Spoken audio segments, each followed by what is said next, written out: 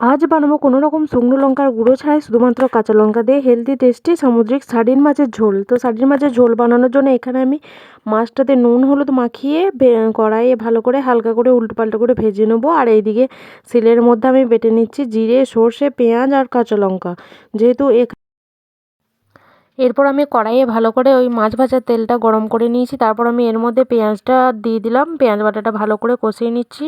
পেঁয়াজ বাটাটা কষিয়ে নেওয়ার পর এর মধ্যে দিয়ে দিতে হবে সর্ষে আর জিরে লঙ্কার যে পেস্টটা ছিল সেই পেস্টটা দিয়ে আরও একবার ভালো করে কষিয়ে নিয়ে তেল ছেড়ে এলে এর মধ্যে আমি দিয়ে দেবো সামান্য একটু ধনের গুঁড়ো দিয়ে আরও একবার ভালো করে আমি কষিয়ে নেবো।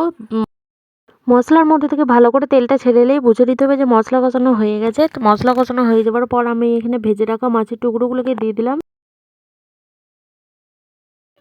তারপর ফুটিয়ে রাখা গরম জল দিয়ে মাছের মধ্যে ঝোল করে নিলাম। এবার এই ঝোলটাকে ভালো করে ফুটিয়ে নিয়েই ধনেপাতা দিলেই রেডি হয়ে যাবে আমাদের হেলদি টেস্টি সার্ডিন মাছের ঝোল। সার্ডিন মাছ যেহেতু সামুদ্রিক মাছ, তো সামুদ্রিক মাছ আমাদের শরীরের জন্য খুবই দরকার।